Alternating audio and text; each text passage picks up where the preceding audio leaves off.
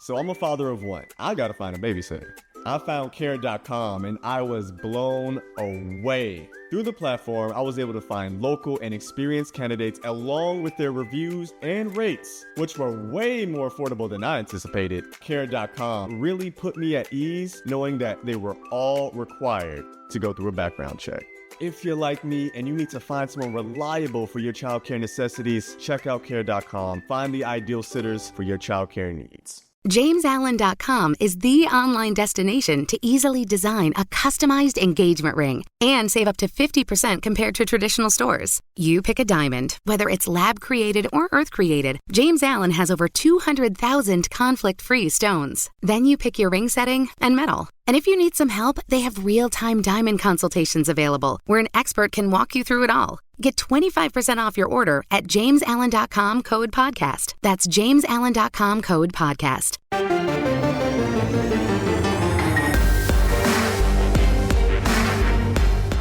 Welcome to the PowerCat Podcast, GoPowerCat.com's Kansas State Athletics Show. Make sure you're subscribing to our show at Apple, Spotify, Amazon, or wherever you get your podcasts. Now, from the GPC studios, here's your host, GoPowerCat publisher, Tim Fitzgerald. Welcome to another edition of the PowerCat Questions podcast. Tim Fitzgerald, Ryan Gilbert, and Cole Carmody. We have allowed Zach Carlson to have some time off. I don't know what got into me. A guy wants a little bit of his own life, you know, to go watch man stuff, Formula One racing. Well, European man stuff. I don't know how manly that is. Jean-Claude, he made that turn by the Shopquick very well. I would rather watch that than NASCAR, though. This is a good debate right here. This should be good for the overtime, which we'll record after this. What is the best form of vroom vroom? It's not us talking about it. This is the K-State PowerCat Questions podcast, where we talk about K-State stuff. For the most part, we'll get into Big 12 and expansion stuff. I'm sure I saw some questions about that as we muscle forward in the absence of Zach Carlson. But you know who never leaves us? They never have left us for years. Fridge Wholesale Liquor. And if they ever do leave us, I will cry. I will feel abandoned. Quit tormenting the dog. The dog, I don't know what you're talking about, does not want to see you.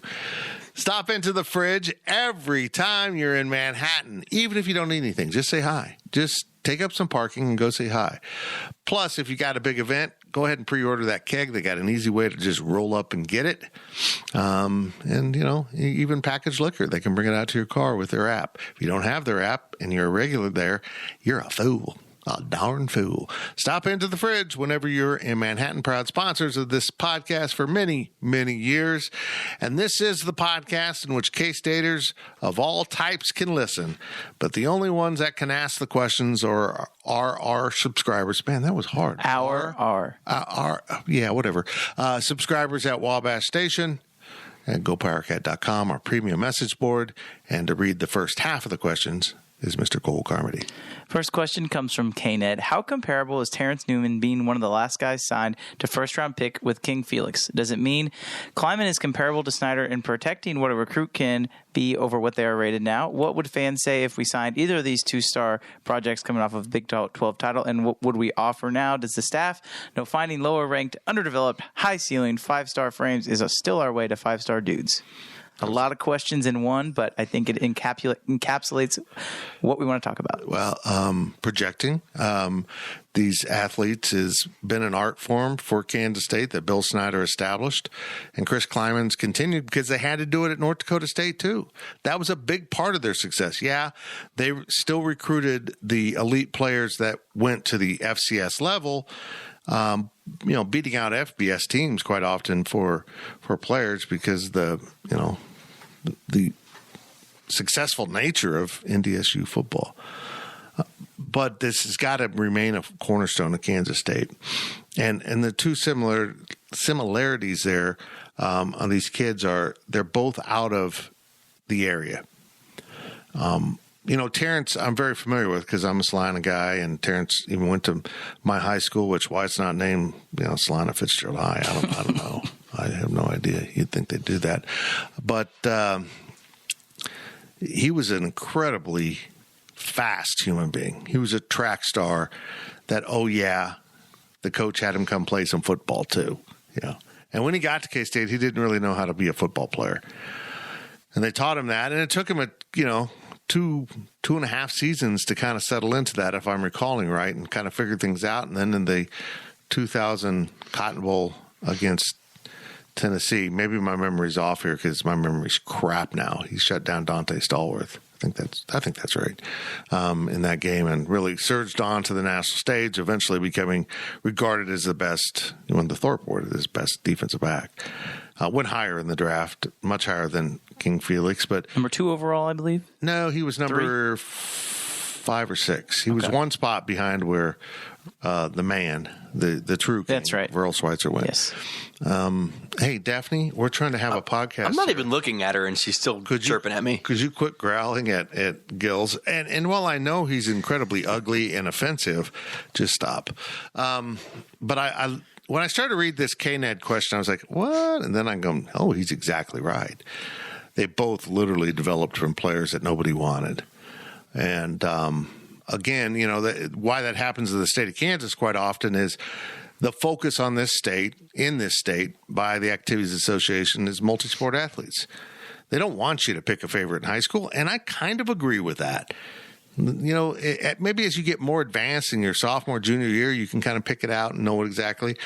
But Terrence Newman's favorite sport, without a doubt, was track. And he also could play football, but the scholarship offer was there for football. And Felix, I look back at that photo of him standing there with Connor Riley as pure comedy.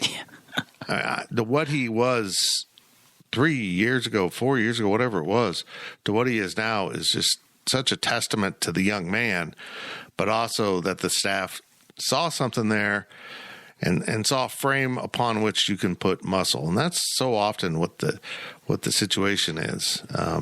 If it's a lineman of some sort, can he fill out? And they've missed some guys. They've had some guys that have had to transfer out because they just can't get the weight on that they need. But it's a cool thing K-State does. It's projectability. I mean, that's really what it comes down to.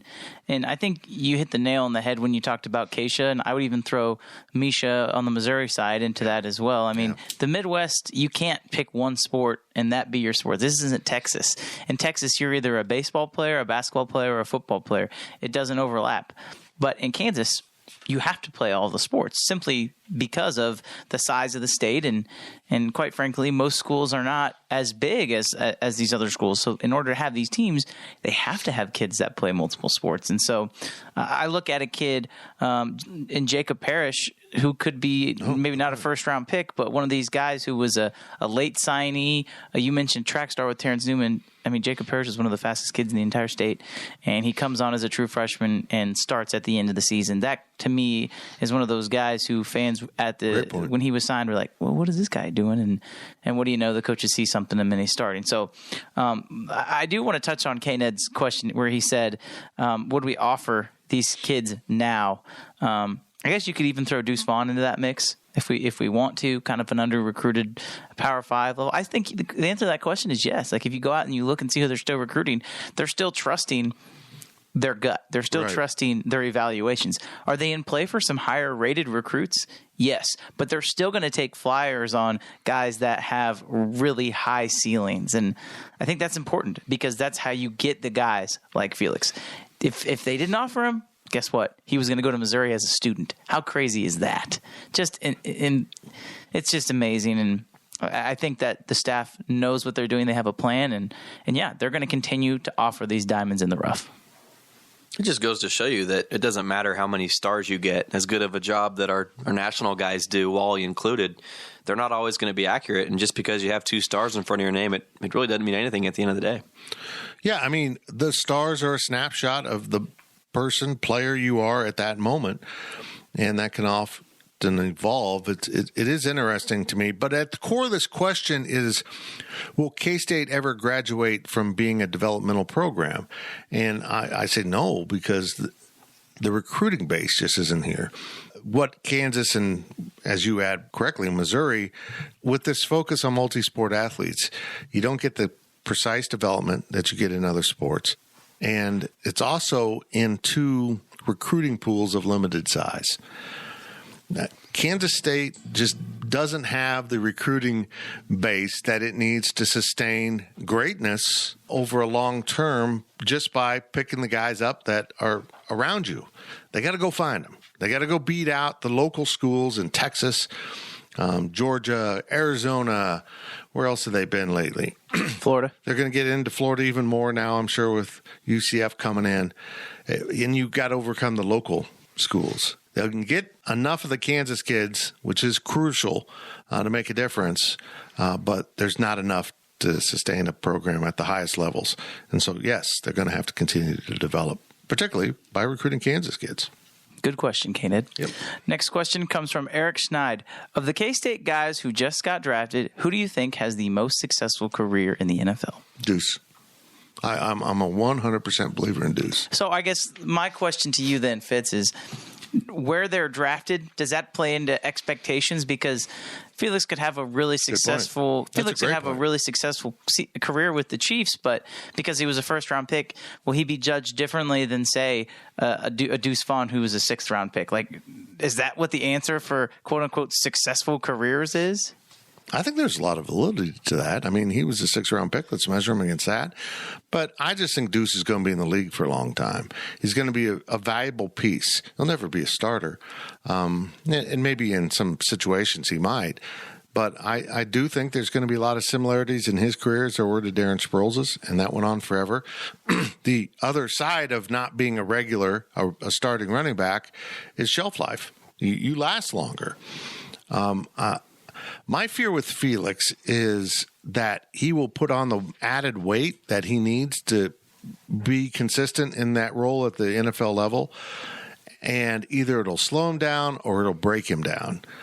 Somehow, she's full of it today.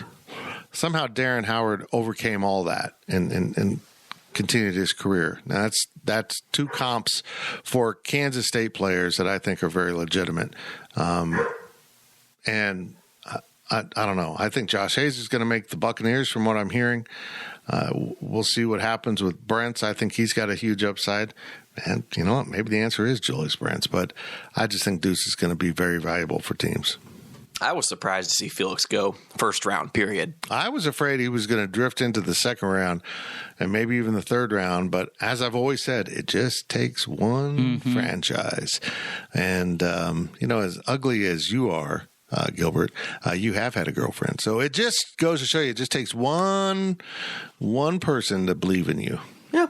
But I'm with you. I think Deuce, just if they get him the right, if they get him to who they want him to be, you know what I mean? And like a guy like Tyreek Hill, we talked about this so many times on this podcast, or Deebo Samuel, if they give him a role, he's going to last a lot longer than most running backs, and he can be in the league for 10, 15 years and not be super banged up if he's just getting 5 or 10 meaningful touches a game versus getting, 20, 25 where you're getting tackled and bullied every play. He's undersized, and playing in the NFL is going to be a little tougher than playing in the Big 12, obviously. But yeah, I agree with you, Fitz. Just, I think Deuce is, as long as they get him where they want him to be, talking about the Cowboys, they'll have a good career with him. And I'm not saying Felix won't have a good career, but like you said, Cole, he was a 1st-round draft pick. If he's not a Pro Bowler or anything like that these first couple of years, then was he a bust? No, but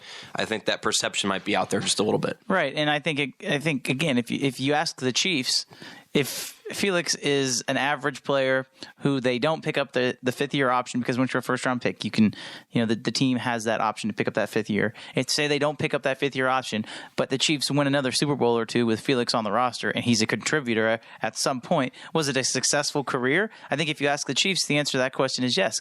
If you ask the Chiefs fan, answer that question, probably be yes. So it's all on a sliding scale, but I want to talk about Deuce, because what made Darren Sproles so good in the NFL was his availability. He was always healthy. And when he wasn't healthy, he had the one season-ending injury with the Eagles, unfortunately, the year they ended up winning the Super Bowl. But he was healthy all the time. What is the one thing about Deuce when he was at K-State? Healthy. He was always healthy. That small, compact frame just it enabled him to avoid the big hits, right? It's kind of counterintuitive. You would think maybe a smaller guy would be more likely to get those big hits, but he has a smaller frame, so it's harder to lay those big hits. There's a smaller target zone. I think Deuce staying healthy is going to be a big part. The best availability is availability in the NFL, and I actually think the answer to this question, I know I just talked about Deuce, but I actually think Felix is going to have a super successful career with the Chiefs because of the system that he's in with Steve Spagnuolo and Joe Cullen and that defensive line. I mean, the culture, it's all about the culture. Right. I will say Julius Brents going into an Indianapolis Colts organization that doesn't have the greatest culture right now might be a challenge for him, as it is for any young player. But you can ask for a better culture than going into the Chiefs locker room right now for Felix. And I think that's going to have a major impact on his career development. Agreed. Disagree. Thank you. Just to do that? Yeah. That's a good move. I don't have my red sunglasses on like you guys. Oh, okay. Whatever. Steelers. Yeah. Fair enough. Next question comes from Ohio Power Cat. Were you surprised by any of the football players who entered the transfer portal? Did they decide on their own to leave, or did they have a conversation with the coach and see that may not have the role that they wanted to going forward? No, not really. I'm not surprised. And the only ones that I'll be surprised at are people that I think will be starters. That's the only ones that'll surprise me. Anymore, maybe you just get the message that you're getting beat out at, say, offensive tackle. Mm-hmm. There's other guys ahead of you, and you deep down know that, well, I'm not going to – these guys are really good. I need to go somewhere else. And the other side of that is I just think some kids now are like – it's so easy to transfer, and this was the fear of old school coaches like Bill Snyder. They don't work through any difficulties. Yeah, they don't want to face the mountain and climb it. They want to hop on, the ride to go to the smaller mountain or less treacherous place. They think the grass will be greener. Yeah, and the other thing is, it may not have anything to do with football. Mm-mm.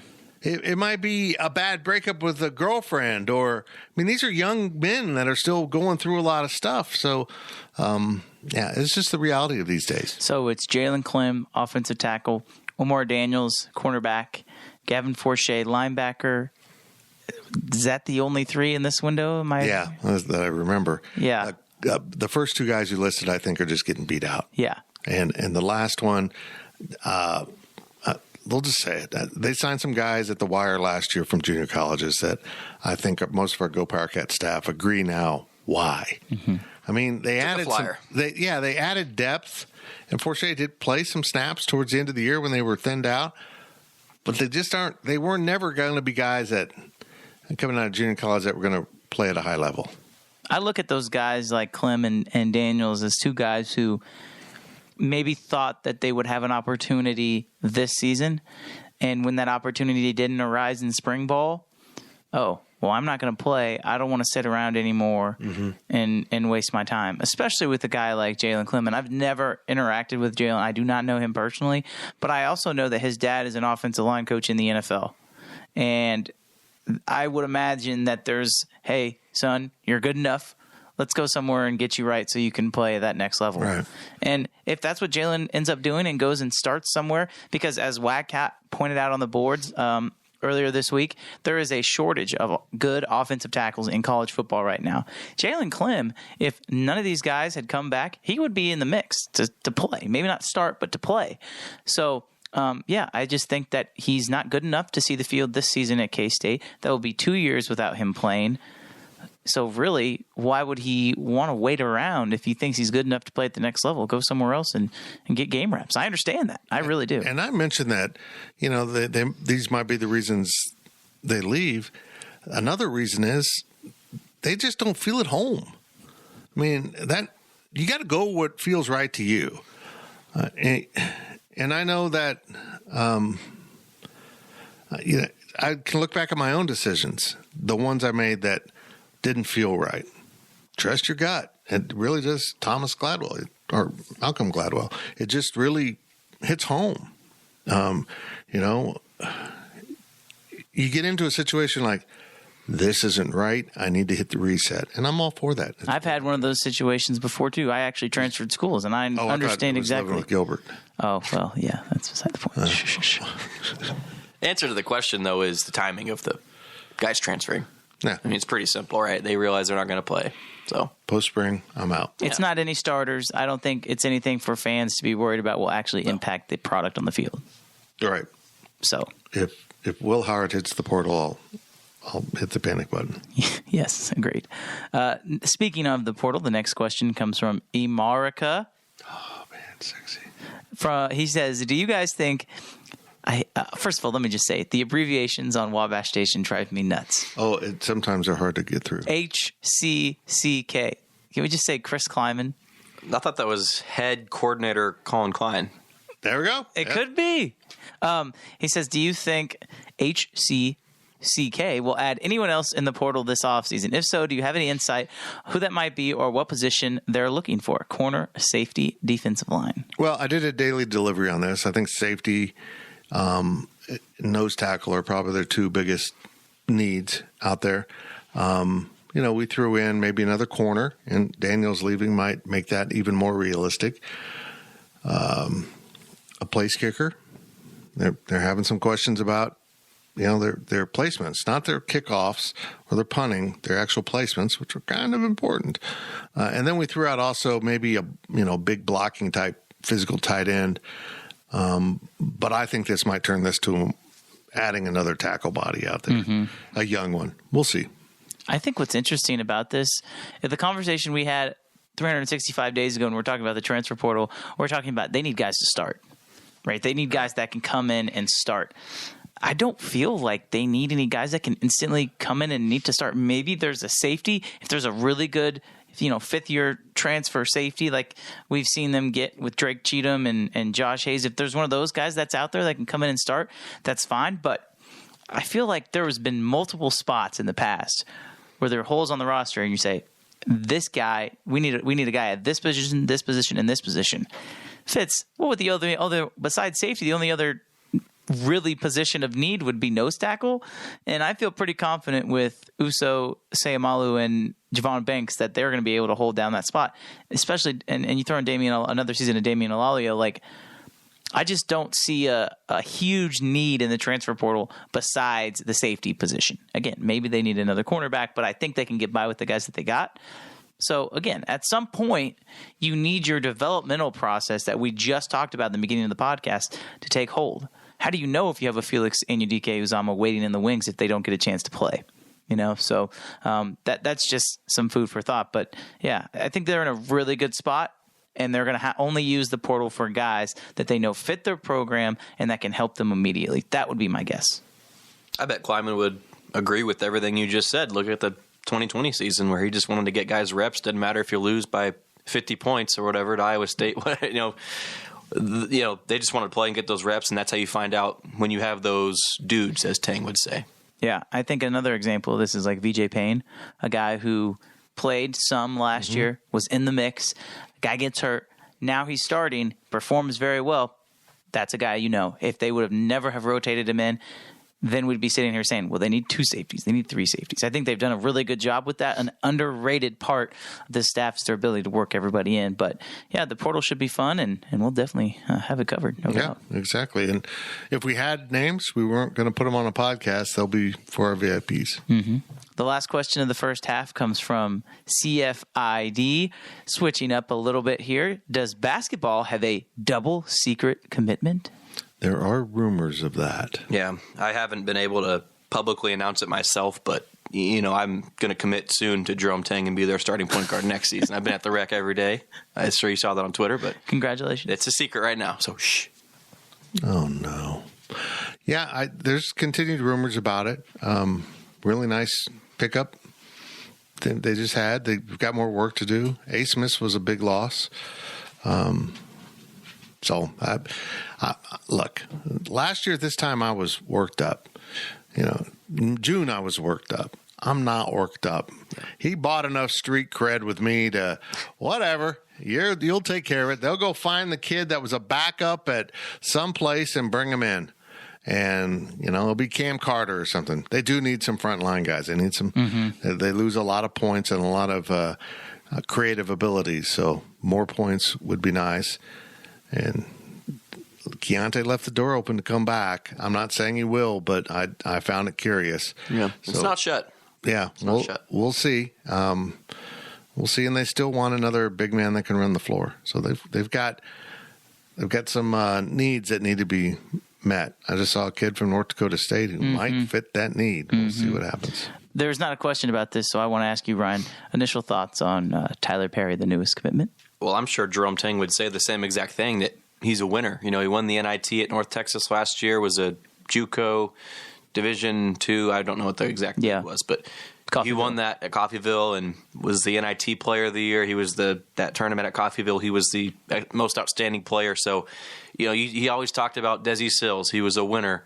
Won a couple state championships, and he just wants dudes that win. And obviously, you can work with guys and get them to be better, maybe at certain spots of the game. But when you have that winning DNA in you, it's going to translate to K-State pretty simply. And so, yeah, you look at his numbers; he did struggle against Power 5 competition a little bit at North Texas, but with such a quick release that he does have, I don't see him struggling too much to adjust to the Big 12. So, I mean, overall, it's a good pickup. I'm sure they would have liked to have some other guys on the roster as well. They've missed out. There's no doubt they missed on Ace Miss and probably Aaron Estrada. There's been a few guys that they genuinely thought they had a good chance with and missed out on, but they finally got one, and now there's 3 open spots. So this isn't the last one. It's a lot better than 7 open spots as he had at one point during the season. Yeah, I think that it's a good pickup for K-State. I will say this.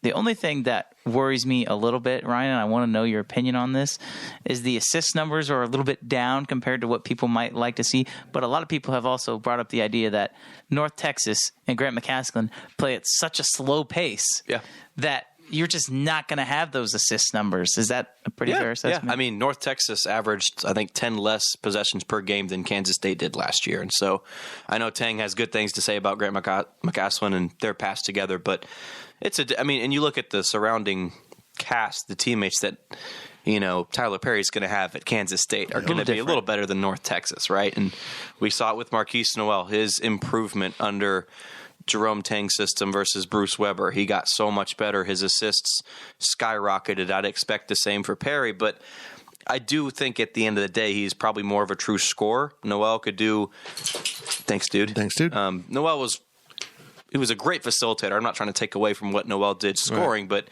he had tremendous vision. I think Perry's much more of a scorer. He can still dish it out, absolutely, but they're comparable in terms of what they do on the court. Perry is quote-unquote Noel's replacement, sure, but they're different players, and Noel was quick and nifty. Perry's just also quick and can get the ball through the net. I think they're still going to go find a more true point. I look at Perry maybe as Desi's replacement, and more scoring out of that, but that type of player, a little bit undersized, but will play the wing. I like it. It gives you a ball handler, but I think they are going to seek out another, true point to try to be the facilitator. That's what they lost in Asmus, the more true point. I've heard really good things about this kid, though, and people rave about Perry, and I'm excited that Kansas State's going to win a national basketball championship. I mean, because he won the JUCO title at Coffeyville, and then he won the NIT at North Texas. This is the next step. I'm pretty sure that's what's going on here. So thank you for picking K-State to win the national title. That's it for the first half of the Power Cat Questions podcast. The dogs are particularly revved up today, particularly ornery. I blame Ryan Gilbert. That's true for everything. GoPowerCat.com's Power Cat podcast continues after this short break.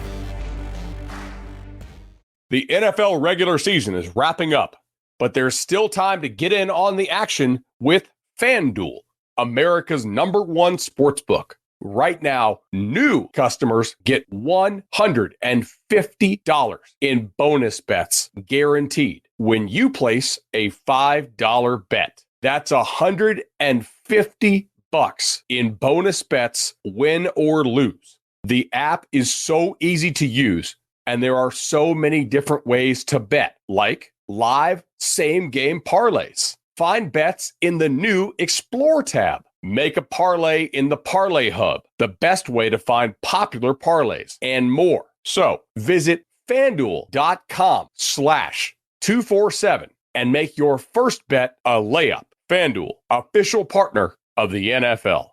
Must be 21 plus and present in Arizona, Colorado, Connecticut, Iowa, Illinois, Indiana, Kansas, Kentucky, Louisiana, permitted parishes only, Massachusetts, Maryland, Michigan, New Jersey, New York, Ohio, Pennsylvania, Tennessee, Virginia, West Virginia, or Wyoming. FanDuel is offering online sports wagering in Kansas under an agreement with Kansas Star Casino, LLC. First online real money wager only. $10 first deposit required. Bonus issued as non-withdrawable bonus bets that expire 7 days after receipt. Restrictions apply. See terms at sportsbook.fanduel.com. Gambling problem? Call 1-800-GAMBLER or visit fanduel.com/RG in Colorado, Iowa, Michigan, New Jersey, Ohio, Pennsylvania, Illinois, Kentucky, Tennessee, and Virginia. Call 1-800-NEXT-STEP or text NEXT-STEP to 53342 in Arizona, 1-888-789-7777, or visit ccpg.org/chat in Connecticut, 1-800-9-WITH-IT in Indiana, 1-800-522-4700, or visit ksgamblinghelp.com in Kansas, 1-877-770-STOP in Louisiana. Visit mdgamblinghelp.org in Maryland. Visit 1-800-GAMBLER.net in West Virginia, or call 1-800-522-4700 in Wyoming. Hope is here. Visit gamblinghelplinema.org or call 800-327-5050 for 24/7 support in Massachusetts, or call 1-877-8-HOPE-NY or text HOPE-NY in New York, or visit oasas.ny.gov/gambling. Standard text messaging rates apply. Sports betting is void in Georgia, Hawaii, Utah, and other states where prohibited.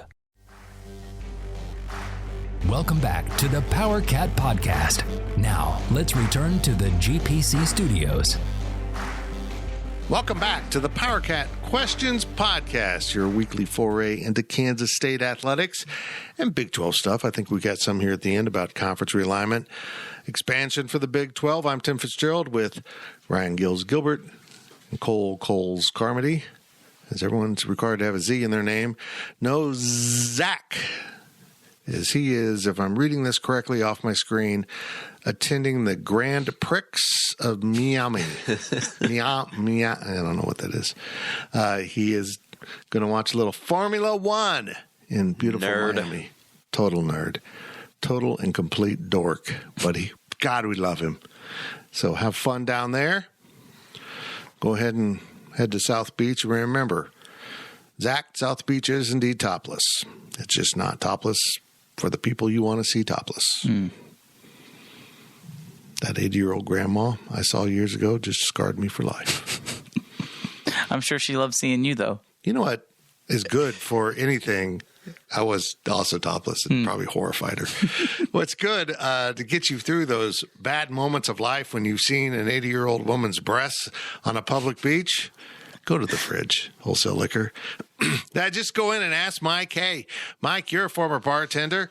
Give me a recipe to get me over this. And he'll give you all the ingredients to make a delicious cocktail to ease your stress.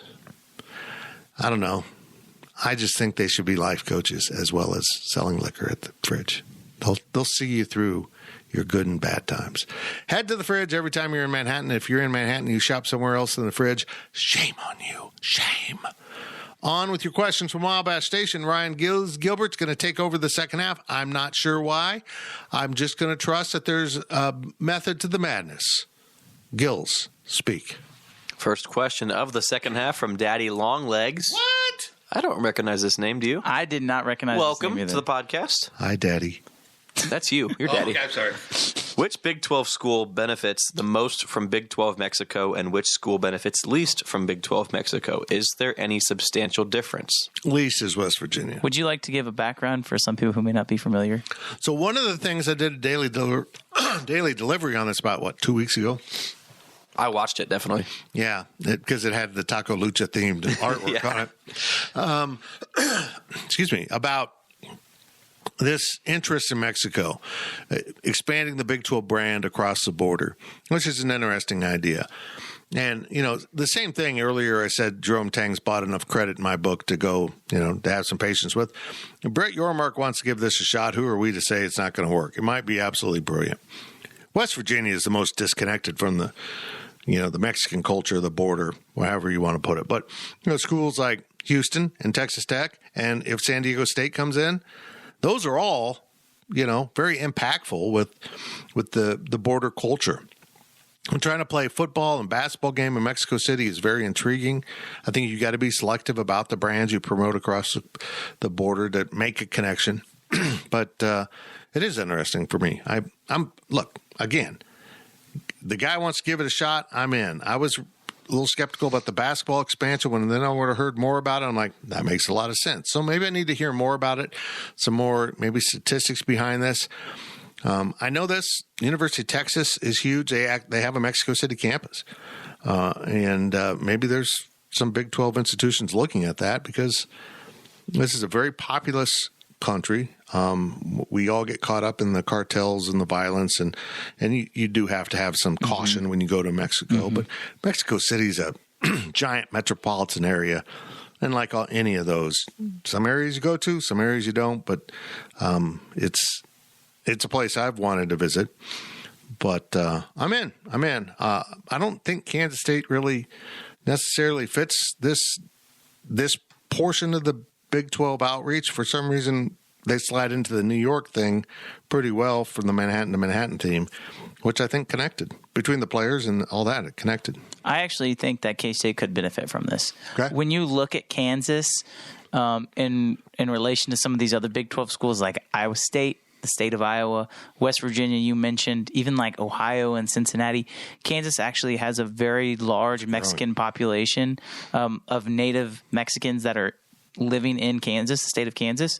And so I do think that there is some if I'm K-State, I would play a basketball game down there. I don't know if I would necessarily give up a home game, but if the Big 12 comes to a few select schools and says, hey, we're going to have a beginning of the season tournament, with the teams that maybe aren't on your normal schedule, because you're not going to be able to play everybody twice, right, in this Big 12 format. So if they want to do some kind of event in Mexico City and invite a certain amount of teams, I think that K-State should take part. And I actually do think that it could grow the brand a little bit, because there is a lot of people that, especially in Western Kansas, could benefit from watching K-State and getting to know the state university, and it could propel them above Kansas, because I do think K-State, and I understand I'm kind of biased, but K-State is a more respectable university for everyone than just Kansas is, if that makes any kind of political correctness sense. A little bit. Gilch, you got any thoughts on this as a guy that works at a Mexican themed restaurant and bar? You should probably have an opinion. I really feel like I should have some sort of insight. No, yeah. I don't think it's it's not going to move the needle one way or another for K-State. But, I mean, like you said, out in Western Kansas, there is a very big population out there. I've been a vocal proponent of the Spanish language broadcast for Western Kansas to honestly indoctrinate those kids at a young age at K-State's where they need to go to school. I just saw a great video of a bilingual teacher in Garden City, Liberal. I can't remember what it was, but one of those. And most of her class was Mexican nationals, the children of. And the discussion was the difference in the culture of education, and that trying to get them to believe that they need this education to elevate, where they're going in life. And that's just not something the common person sees Correct. In Mexico. I was fascinated by that and the value of that. I can see a place in 20, 30 years where there is a large Spanish-speaking portion of the student base at Kansas State because of this growth in Western Kansas. I think it'd be cool. I've got no problem with it. And like I said, I love these Spanish language broadcasts to reach that audience out. It's not all just, we kind of lump everyone together as Mexican. There's other nationalities out there, but it is of great value. Well, and I think too, like you mentioned, and that's a great point, like the secondary education is not as important in Mexican culture as it is in the United States culture. So when you take not just K-State, but the entire Big 12 brand down to Mexico, it automatically piques the interest of people who are from Mexico who say, hey, well, maybe I can go to college in the United States and I can pick out a list of 12 schools where I can go because I just saw them play a basketball game. I just saw them play a football game. I think there's a benefit to that goes beyond athletics too. And I know the Big 12 is not necessarily doing it for that, but that could be a side effect that I think could be really cool too. When I had my DD on this, it was pointed out that both the American sports of football, not soccer, football, and basketball are growing in the Mexican culture. Very popular and now. particularly in Mexico City. So it brings up this, and I'm not putting this beyond the realm of Brett Yormark's brand. He's looking at this market here as whether, it doesn't matter how you feel about it, politically or culturally, or what, as the border blurs and we kind of blend our cultures even more. Is it possible in 20 years, a university in Mexico City, and forgive me for not knowing if there is a Mexico City University or something, might decide we're going to petition to be members of the NCAA? I mean, and sponsor sports? I wouldn't want to play them in soccer, but yeah, I mean, and at that point, you put your Big 12 flag in that town and you pick up a market like Mexico City. Mm-hmm. And that's not going to happen tomorrow. But I don't think Brett Yormark's a guy who's thinking about tomorrow all the time. He does, but he's also looking over the horizon, to use that cliche.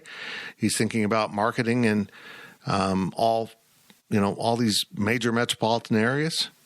It's that same sense of what can be and what could be that I think UNLV's in the mix. And I think that might be a question. I don't know. I saw it on the board, but it's intriguing to me. And if at the root of this is his thought, if there's a 10% chance Mexico City becomes an NCAA market, it's going to be ours. Mm-hmm. There's a 100% chance it's going to be Big 12. I'm in on that. Agree. I think we're done. That was awesome. We're out. Bye. From El Camino Cat.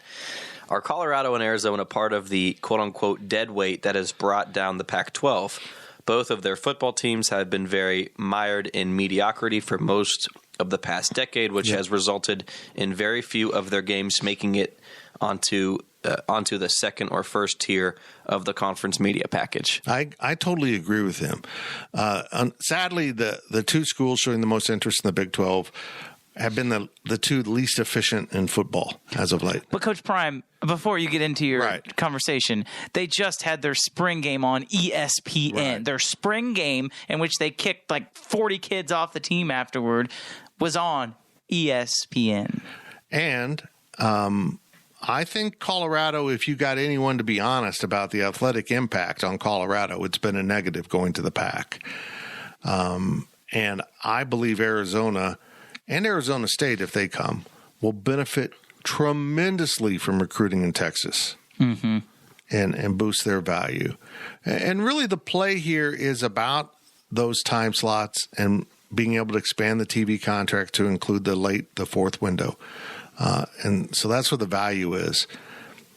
Yeah, I think the most logical school from the Pac to fit into the Big 12 is Utah, and they've decided to remove themselves from consideration, at least for now, and they haven't done it quietly. I mean, even the AD's taking shots.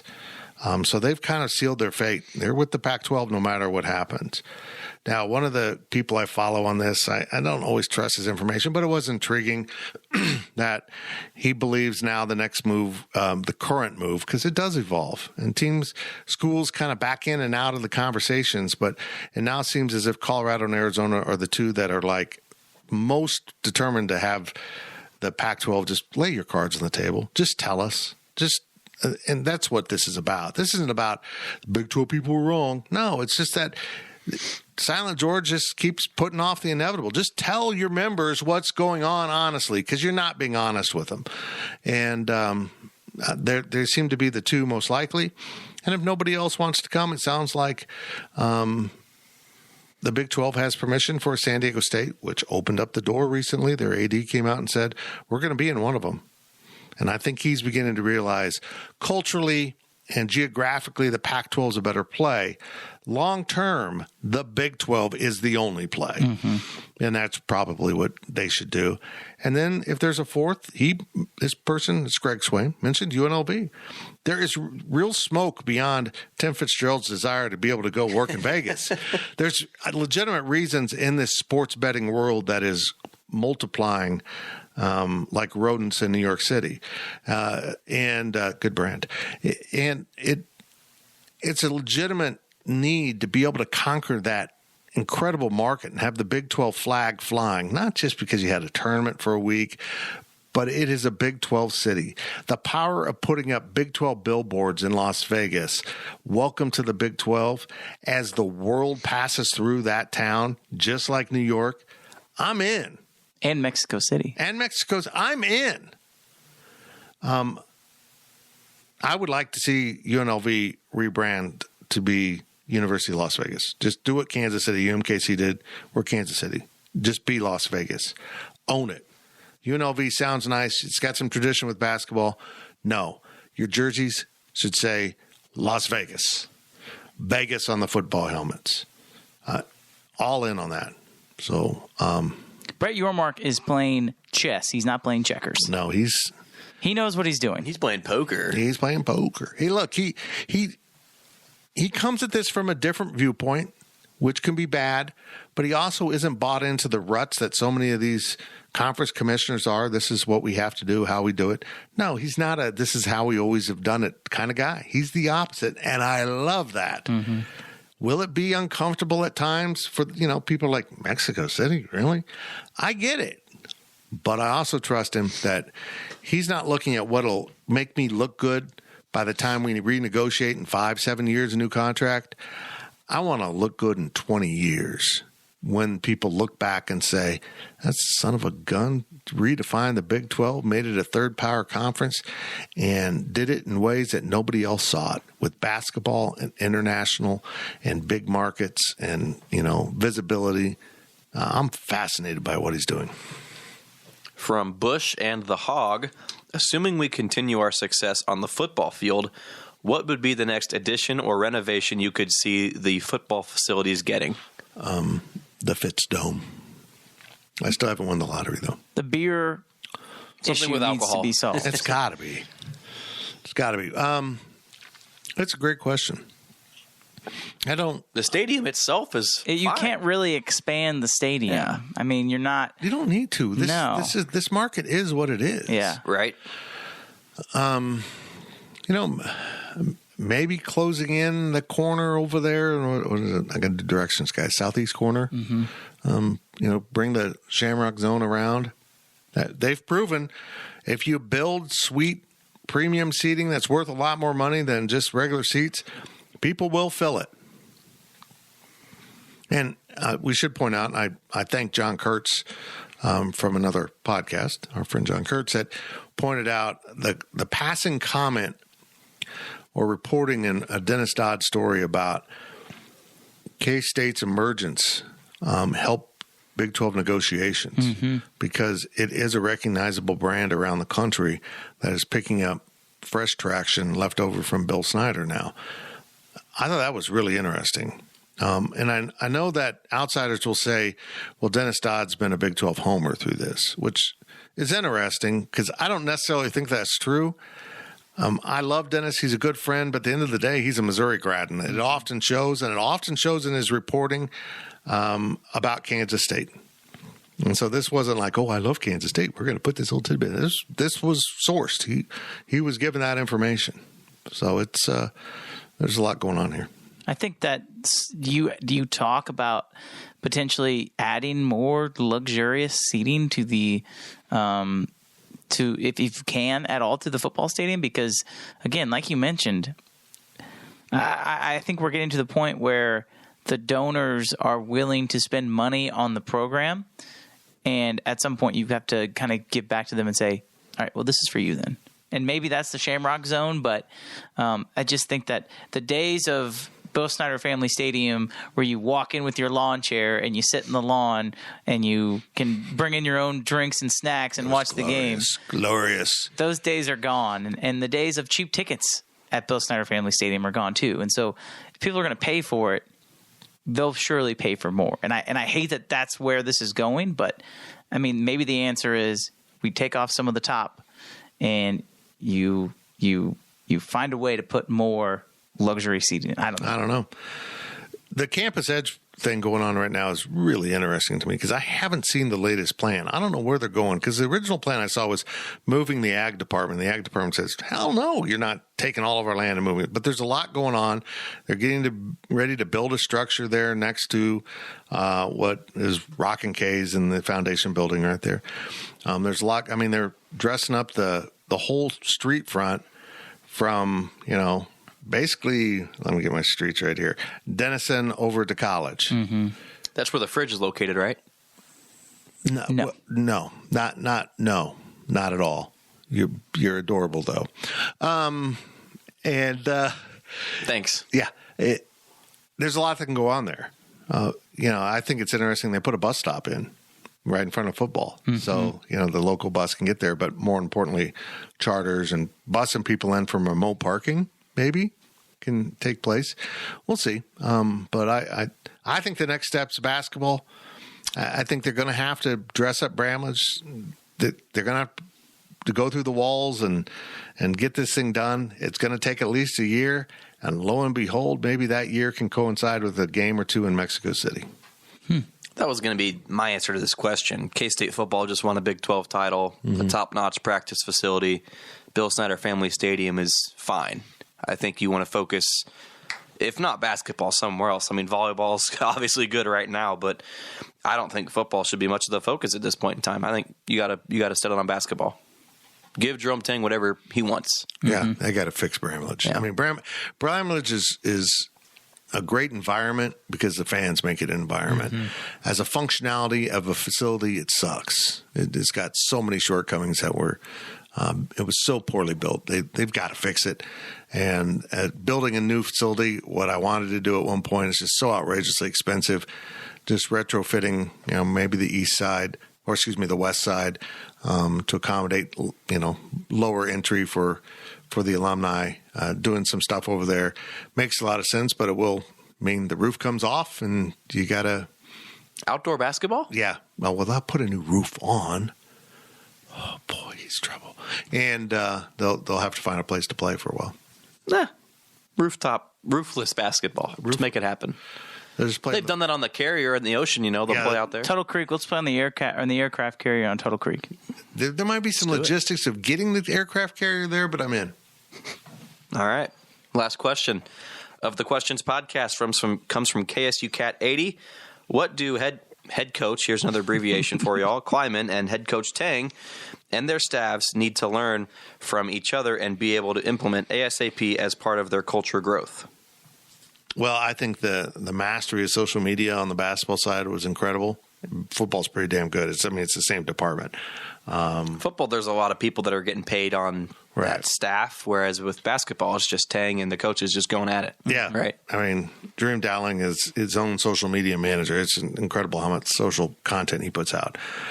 Actually it catches me off a little bit trying to figure out what football gives to basketball. I'm not sure. I mean, that's not an insult in any way. I'm just not sure what translates across. It has to do, I think, with the visits and the game day. And if we would have had more time at Chris Kleiman's press conference, I really wanted to ask him a question of what has basketball done for your recruiting? Because you cannot tell me that there are not football recruits that see what K-State is doing on social media and go, that is really dang cool. Yeah, like I want to be like, that's cool. I want to be a part of that culture. So, I mean, I think that they complement each other in such a good way. And the fact that the basketball staff is so visible at the football games helps football's image. When basketball is really dang good and that arena is packed, it helps football's image. They work together, and people may agree or disagree with that statement, but you can't deny the fact that if both places are full, that has an impact on a recruit, and I think that's mainly where the culture growth is. You're a football recruit, you're a basketball recruit and go to a football game, and you see that student section and your head coach is in the midst of it, it's got to register. It just has to. And now they've got, easy evidence to say, well, this turns into Bramlage. It's the same thing, just inside. In the past, that wasn't always true. But now it's very clear that the culture from football has carried over into basketball. So, yeah, the two are very cohesive. The two staffs get along really good. They're led by really good men who are open to ideas and, understand the need for social media and these type of things. So it's pretty cool stuff going on in K-State right now. It's fun to cover. I believe it was all but one football game had a basketball visitor this past season. I know the schedules are different, and I'm not aware of the dead periods. I could be wrong on this, but football didn't have hardly anyone go to basketball games. And I know the official visits are different and stuff with football, but hey, bring someone in town for, the KU game or something when K-State basketball's playing. I think that's something that Klieman maybe could utilize a little bit more. Plus, they sit over by us, and they can see how hard the media works. Absolutely. That'll encourage them to come to K-State. Absolutely. That's it. But the visits worked. I mean, now they do. David Castillo is a commitment, and Patrick Gongba is high on K-State's list. He's been for a visit. So I think the players are very blown away. Like, wow, this is for football. Imagine what it's going to be like for basketball when I'm playing. Right. Cool stuff's going on at K-State. We appreciate you listening to the PowerCat Questions podcast. We will have the overtime without Zach, without the voice of reason. I'm this Zach. weekend. I'm sitting in his spot. You're just sitting in his spot. That doesn't make you Zach. It just doesn't. Ask Daphne. You're not Zach. We'll talk to you next week. Stop into the fridge. Just say hi. Just do it. Thank you for listening to the PowerCat Podcast. Make sure you're subscribing to our show at Apple, Spotify, Amazon, or wherever you get your podcasts. PowerCat Podcast, all rights reserved, gopowercat.com.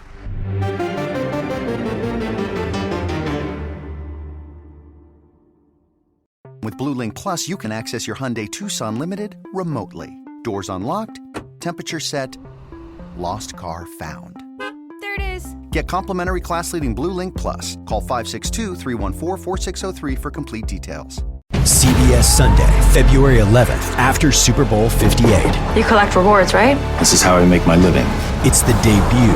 Everyone's looking for something. Of a new hero. You strong swimmer? So-so. So-so's okay. Justin Hartley stars. How you survive, you make quick, smart decisions, and you never let panic take the wheel. Sounds cool. It is cool, actually. Very cool. Tracker, part of CBS Premiere Week, Sunday, February 11th, after Super Bowl 58 on CBS and streaming on Paramount+.